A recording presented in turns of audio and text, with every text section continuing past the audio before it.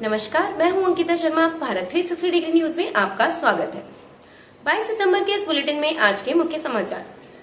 भाजपा की परिवर्तन यात्रा में असम के सीएम हेमंत बिस्वा शर्मा ने एक बार फिर से गांधी परिवार पर निशाना साधा।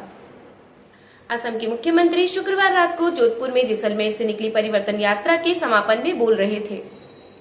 कांग्रेस के चंद्रयान पर दिए बयान पर वे बोले, कभी कभी मैं सोचता हूँ मोदी जी को बोलूं एक बड़ा सा चंद्रयान बनाए और गांधी फैमिली को उसमें डाल चांद पर भेज दे।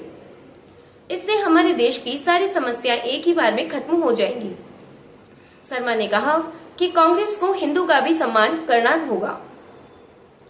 जोधपुर में सभा के दौरान असम के सीएम का माला पहनाकर स्वागत किया गया। इस दौरान केंद्रीय मंत्री गजेंद्र सिंह शेखावत भी मौजूद थे। असम के सीएम ने सभा को संबोधित करते हुए कहा कि अब समय आ गया है कांग्रेस को जवाब देने का। अगर कांग्रेस को भारत में राजनीति करनी है तो हिंदू का सम्मान करना होगा, वरना हम हिसाब बराबर कर देंगे। वे बोले, जब तक केंद्र में नरेंद्र मोदी नहीं आए थे तब तक अयोध्या में बाबर जिंदा रहा। मोदी आए और बाबर साफ हो गया। असम के सीएम ने इससे पहले गुरुवार दोपहर कोटा के नयापुरा स्टेडियम में आयोजित सभा को भी संबोधित किया था। जोधपुर और कोटा के दोनों सभाओं में उन्होंने उदयपुर के कन्हैयालाल हत्याकांड का जिक्र किया। जोधपुर में भी इसका जिक्र करते हुए कहा, अगर असम में इस तरह की घटना होती है तो हम 5 मिनट में हिसाब कर देते हैं, लेकिन राजस्थान में पीड़ित परिवार की सुध तक नहीं ली जा रही है। वे बोले, जब कांग्रेस मुसलमानों के बारे में बोलती है तो तत्काल एक्सप्लेन कर दिया जाता है, जब ईसाई के बारे में बोला जाता है तो भी एक्सप्लेन कर दिया जाता है, लेकिन जब हिंदू के बारे में बोला जाता है तो कांग्रेस कुछ भी नहीं बोलती है। सभा में उन्होंने कहा, हिंदू सिरजुदा करना नहीं जानता, लेकिन जब चुनाव आता है तो ईवीएम मशीन के जरिए हिसाब बराबर करना जरूर जानता है। वे बोले, देश के कोने कोने में हिसाब बराबर करने का समय आ गया है और यह काम चुनावों में हमें करना है। राजस्थान वीरों की धरती है, इसलिए सनातन हिंदू उससे जुदा नहीं हो सकता है। इसी सभा में यूपी के डिप्टी सीएम केशव प्रसाद मौर्य ने भी राजस्थान सरकार पर निशाना साधा। वे बोले, राजस्थान में भ्रष्टाचार और अपराधियों का बोलबाला है। पहले यूपी में भी ऐसा ही होता था। अपराधी पुलिस को डराते थे, लेकिन जब से वहां भाजपा की सरकार बनी है अपराधी यूपी छोड़कर भाग गए या जेल में हैं। वे बोले, आज यूपी में दूरबीन लेकर खोजने पर भी कांग्रेस दिखाई नहीं देती। यूपी कई मामलों में आगे है, लेकिन एक मामले में राजस्थान से पीछे है। अभी यूपी में 80 लोकसभा सीटों में से एक सांसद कांग्रेस का है, लेकिन यहाँ तो आपने 25 के 25 सांसद भाजपा के जिता दिए। आपको आगे भी ऐसा ही करना है। सीएम गहलोत के कल के बयान पर शेखावत ने पलटवार करते हुए कहा, जिसको जनता ने जिताया गहलोत उसी जनता को कोस रही है। नाकारा निकम्मा तो यह सरकार है। कल मुख्यमंत्री अशोक गहलोत ने एक कार्यक्रम में ईआरसीपी के मुद्दे पर जोधपुर के सांसद और केंद्रीय जल शक्ति मंत्री गजेंद्र सिंह शेखावत को नाकारा और निकम्मा बताया था। इस बात का जवाब देते हुए शेखावत ने आज जोधपुर की गांधी मैदान में हुई सभा में कहा कि जिसको जोधपुर की जनता ने जिताया है उसको मुख्यमंत्री किस आधार से नाकारा और निकम्मा कह रहे हैं। उन्होंने कहा कि सीएम गहलोत कहते हैं कि हमने जिसको जिताकर भेजा वह काम का नहीं है। मैं पूछना चाहता हूं, उन्होंने जिताया है या जोधपुर की जनता ने जिताया है? यह जोधपुर की जनता का अपमान है या नहीं? उनकी इस बात का जवाब जनता चुनाव में देगी और कांग्रेस को सत्ता से उखाड़ फेंकेगी। शेखावत ने आगे कहा कि राजस्थान में हुई चारों परिवर्तन यात्राओं में उनको शामिल होने का अवसर प्राप्त हुआ है और इसमें जनता का जिस प्रकार से समर्थन में रहा है उससे लग रहा है कि राजस्थान में जो नाकारा और निकम्मी सरकार है, जो भ्रष्टाचारी सरकार है, उसे बदलने का राजस्थान की जनता ने मन बना लिया है।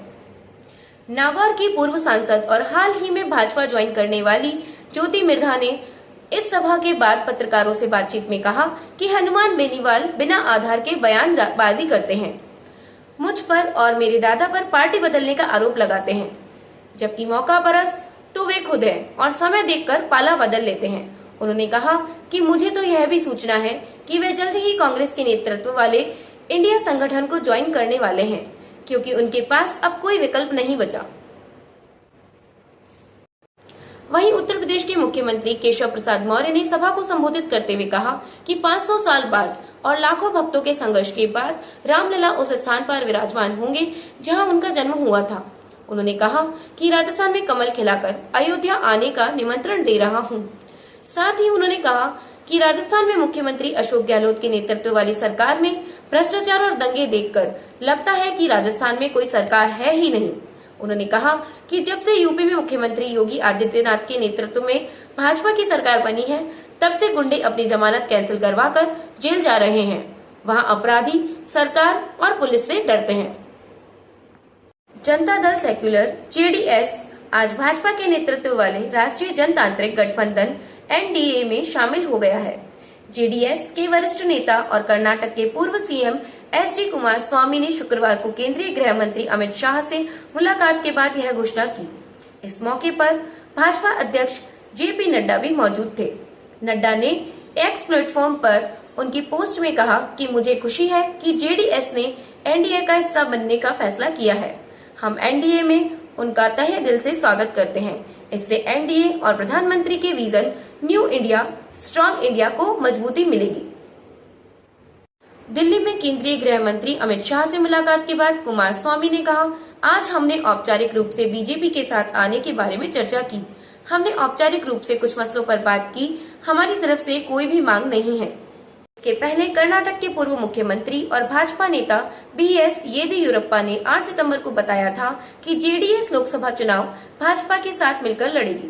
उन्होंने बताया कि गृह मंत्री अमित शाह जेडीएस को लोकसभा की 4 सीटें देने पर सहमत हो गए हैं। हालांकि पहले जेडीएस कर्नाटक की 28 सीटों में से 5 सीटें मांग रही थी। मीडिया रिपोर्ट के मुताबिक पूर्व प्रधानमंत्री और जेडीएस सुप्रीमो एचडी देवेगौड़ा ने इसके पहले अमित शाह और बीजेपी अध्यक्ष जेपी नड्डा से मुलाकात की, जिसमें दोनों पार्टियों के साथ आने पर सहमति बनी थी। जेडीएस कर्नाटक की मांड्या, हासन, बेंगलुरु ग्रामीण और चिकबल्लापुर सीट पर चुनाव लड़ना चाहती है। अभी यह पता नहीं चला है कि बीजेपी जेडीएस को कौन सी सीटें देने पर राजी हुई है। अगर साल 2019 के लोकसभा चुनाव के डेटा पर नजर डालें तो जेडीएस सिर्फ हासन सीट पर जीत पाई थी, जबकि मांड्या, बेंगलुरु ग्रामीण और चिकबल्लापुर सीटों पर बीजेपी ने जीत दर्ज की थी। हासन से पूर्व प्रधानमंत्री एचडी देवेगौड़ा के पोते प्रज्वल रेवन्ना ने चुनाव जीता था, लेकिन 1 सितंबर को कर्नाटक हाई कोर्ट ने उनकी सांसदी रद्द कर दी थी। कोर्ट ने कहा कि उन्होंने 2019 के लोकसभा चुनाव में इलेक्शन कमीशन को हलफनामे में गलत जानकारी दी थी। उन्होंने अपनी 24 करोड़ से अधिक की इनकम छिपाई थी। प्रज्वल साल 2019 के लोकसभा चुनाव में जीतने वाली पार्टी के एकमात्र सांसद थे। हासन की सांसदी रद्द होने के बाद अब लोकसभा में जेडीएस के पास कोई सदस्यता नहीं है। बता दें कि पिछले लोकसभा चुनाव में जेडीएस को 9.67% वोट मिले थे। वहीं विधानसभा चुनाव में जेडीएस ने 19 सीटें जीती थी और पार्टी को 13.29% वोट मिले थे। समाचार खेल जगत से। चीन ने अरुणाचल प्रदेश को लेकर फिर ओछी हरकत की है। उसने अरुणाचल के 3 खिलाड़ियों को हांगझू में होने वाले एशियाई खेलों में शामिल होने से रोक दिया। इसके विरोध में खेल मंत्री अनुराग ठाकुर ने चीन का दौरा रद्द कर दिया है। चीन ने कहा कि उसकी सरकार अरुणाचल को मान्यता नहीं देती है। मोहाली के PCS IS Bindra cricket stadium में भारत और ऑस्ट्रेलिया के बीच सीरीज का पहला वनडे खेला जा रहा है। टीम इंडिया के कार्यवाहक कप्तान केएल राहुल ने इस वनडे में टॉस जीता और पहले फील्डिंग का फैसला किया। ऑस्ट्रेलिया ने पहले बल्लेबाजी करते हुए 276 रन बनाए हैं। इसी के साथ आज के समाचार समाप्त हुए। नमस्कार।